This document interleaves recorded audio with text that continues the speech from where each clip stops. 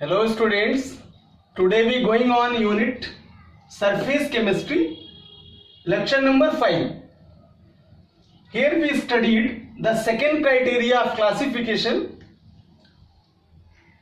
of catalysis by the basis of catalyst action.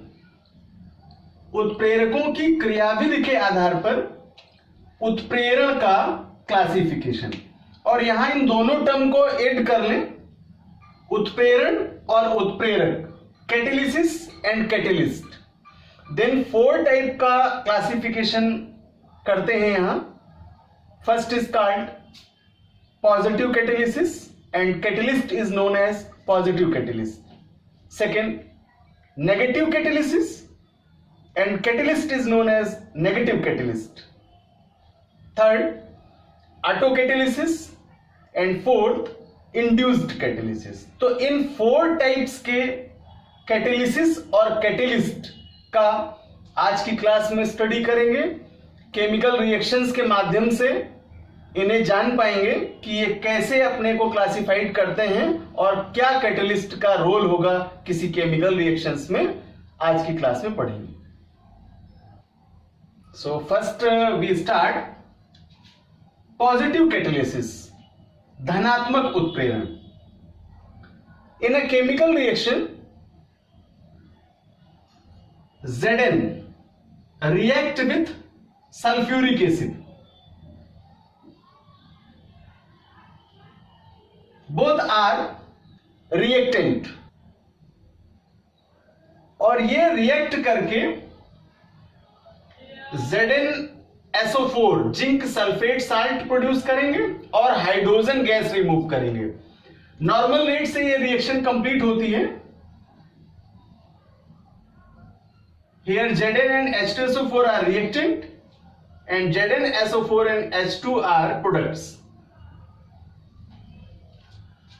But जब हम catalyst की presence में इस रिएक्शन को पूरा करें और कैटेलिस्ट यूज करें copper sulphate CuSO4, than copper sulphate की प्रेजेंस इस होने वाले केमिकल रिएक्शन के रेट ऑफ रेपो को इंक्रीज करता है. तो कॉपर सल्फेट क्या कर रहा है? इस केमिकल रिएक्शन के रेट को इंक्रीज कर रहा है. तो ये कॉपर सल्फेट यहां किसका रोल प्ले करेगा? पॉजिटिव कैटेलिस्ट का.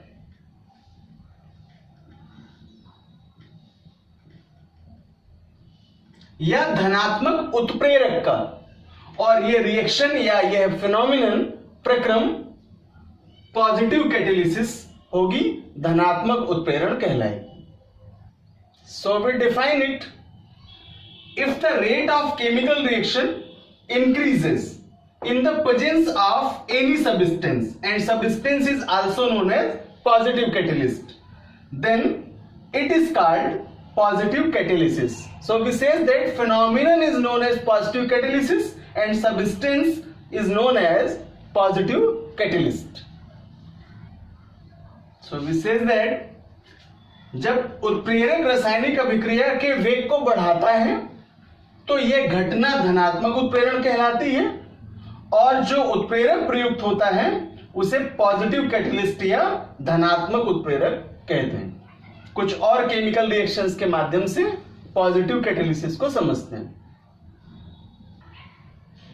Example number 2, formation of ammonia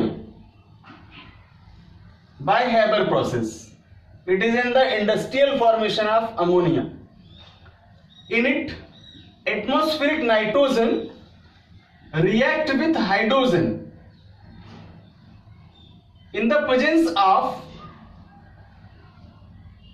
iron catalyst Fe to form ammonia.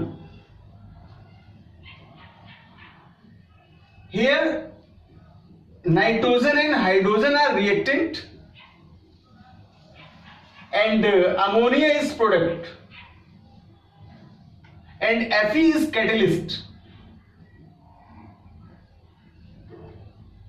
But in case of positive catalysis, role of Fe increase the production rate of ammonia.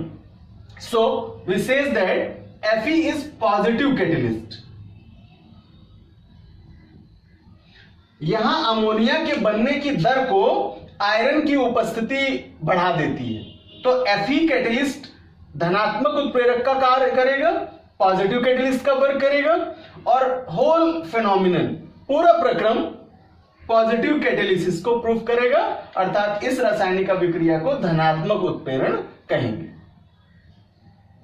Now second part is known as negative catalysis, ऋणात्मक उत्प्रेरण।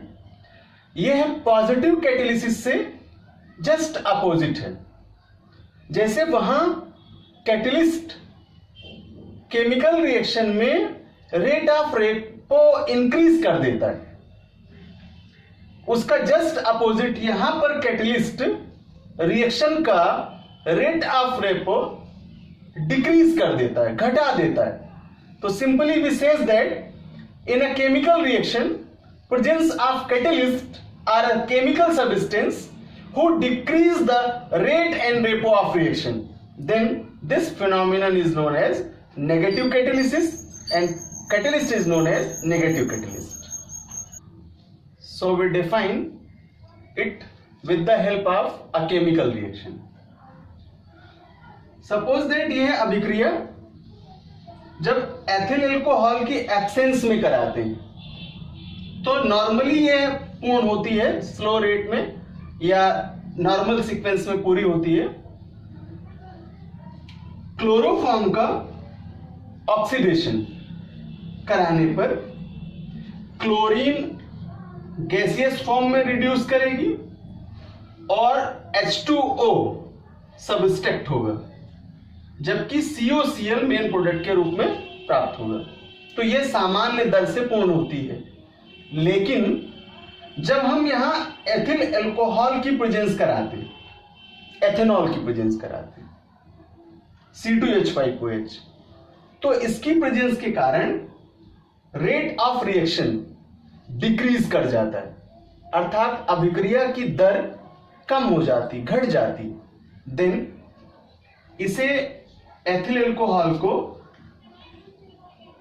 Negative catalyst कहते हैं, ऋणात्मक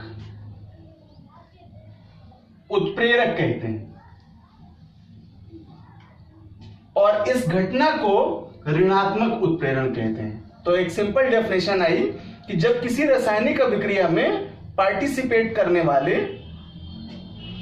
किसी chemical substance के द्वारा chemical reaction के rate को decrease कर दिया जाए, अभिक्रिया की दर को घटा दिया जाए, तो वह प्रक्रम ऋणात्मक उत्प्रेरण कहलाता है और वह प्रयुक्त उत्प्रेरक ऋणात्मक उत्प्रेरक कहलाता है। So we define it. If the rate of chemical reaction decreases in the presence of any substance, then it is called negative catalysis and substance is known as negative catalyst.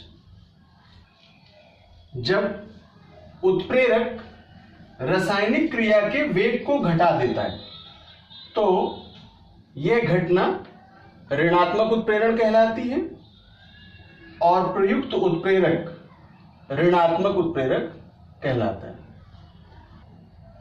Second example, hydrogen peroxide का वियोजन समीकरण सामान्य दर से पूर्ण होता है और जहां water H2O और oxygen as a subtractive product के रूप में प्राप्त होते हैं, पृथककारी उत्पाद के रूप में प्राप्त होते हैं। यह अभिक्रिया सामान्य रूप से पूर्ण होती है, परंतु इस अभिक्रिया में H3PO4 केमिकल की प्रेजेंस हो, देन यह इसके वियोजन दर को घटा देता है, इस होने वाली रिएक्शन के रेट को डिक्रीज कर देता है। तो यह सब्सटेंस नेगेटिव कैटेलिस्ट होगा।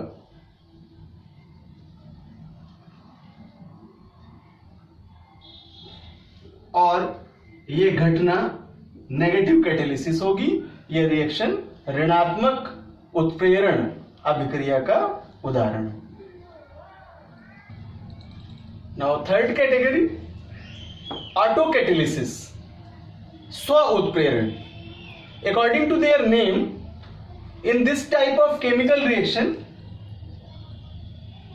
a product is act as a catalyst. अभिक्रिया में बना हुआ उत्पाद स्वयं से ही उत्प्रेरक का कार्य करने लगता है. देन इसे ऑटो कैटालिसिस कहते हैं. आइए इसे केमिकल रिएक्शंस के माध्यम से प्रूव करें. Suppose that a reactant named ethyl acetate, formula CH3 COO C2H5, और इसका हाइड्रोलिसिस करा दें, जल अपघटन करा दें HOH से. Then it makes ethanol C2H5OH and gives out acetic acid CH3 COOH plus C2H5OH. इस अभिक्रिया में जो बने हुए प्रोडक्ट हैं वही ऑटोकैटालिस्ट का वर्क करते हैं और इस जल अपघटन द्वारा प्रोडक्ट का फॉर्मेशन करते हैं. तो यह अभिक्रिया ऑटोकैटालिसिस का एग्जाम्पल है और यहां एक्सटर्नली कोई भी कैटालिस्ट का प्रयोग नहीं किया जाता, अर्थात बाह्य रूप से कोई उत्प्रेरक प्रयुक्त नहीं है. उत्पाद में से ही कोई एक पदार्थ है जो स्वयं ही ऑटोकैटालिस्ट का रोल प्ले करता है और इसे स्व उत्प्रेरण में कन्वर्ट कर देता है. So we define it. When in a chemical reaction one of the product of the process itself act as a catalyst, then it is known as self catalyst and the process is known as autocatalysis. So catalyst is known as autocatalyst or self catalyst and phenomenon is known as autocatalysis. जब उत्पाद पदार्थों में से कोई पदार्थ उत्प्रेरक का कार्य करता है तो यह घटना स्व उत्प्रेरण कहलाती है और वह पदार्थ स्वयं से स्व उत्प्रेरक कहलाता है.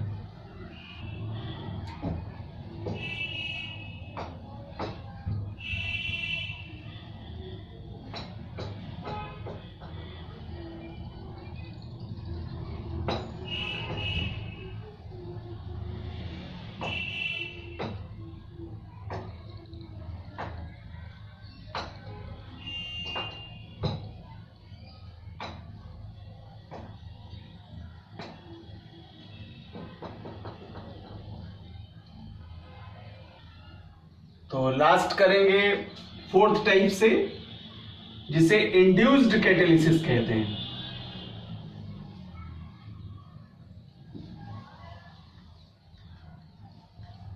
इसे प्रेरित उत्प्रेरण कहते हैं.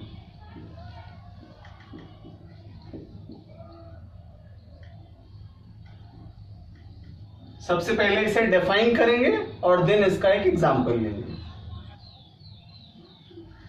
We define it.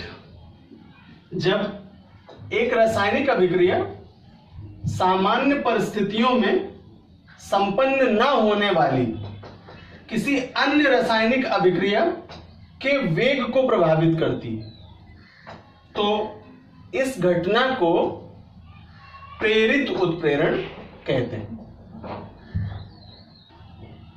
When a chemical reaction influences the rate of some other reaction which does not occur under ordinary conditions, the phenomenon is called induced catalysis.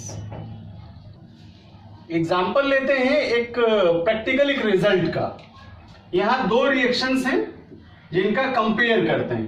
First, sodium sulphide वायु से ऑक्सीडाइज्ड हो जाता है, लेकिन sodium arsenite air से oxidise नहीं होता है. दो केस हो गए. सोडियम सल्फाइड एयर से ऑक्सीडाइज्ड हो जाएगा, लेकिन सोडियम आर्सेनाइट एयर से ऑक्सीडाइज्ड नहीं होगा. तो इन दोनों विलयनों के मिश्रण में अगर हम एयर पास आउट करें तो दोनों ही ऑक्सीडाइज्ड हो जाते हैं। अलग अलग केस में सोडियम सल्फाइड तो ऑक्सीडाइज्ड हो जा रहा था, लेकिन सोडियम आर्सेनाइड नहीं हो रहा था। लेकिन अगर इन दोनों का मिश्रण बना ले और उस मिक्सचर में एयर को पास आउट करें, ऑक्सीडाइज कराएं, तो ये ऑक्सीडाइज्ड हो जाते हैं। तो इस क्रिया में सोडियम सल्फाइड की ऑक्सीकरण क्रिया सोडियम आर्सेनाइड की ऑक्सीडेशन रिएक्शन के लिए कैटलिस्ट का वर्क करती है, यानी एक अभिक्रिया दूसरे को पूरी करने के लिए प्रेरित करती है, इंड्यूस्ड करती है। अतः इसे प्रेरित उत्प्रेरण कहते हैं। और जो अभिक्रिया पूर्ण होने में मदद करती है दूसरी अभिक्रिया को, उसे ही प्रेरित उत्प्रेरक कहते हैं। तो इस तरह इंड्यूस्ड रिएक्शन में एक रिएक्शन दूसरे के पूर्ण होने में मदद करती है और उस प्रक्रम को पूरा करती है।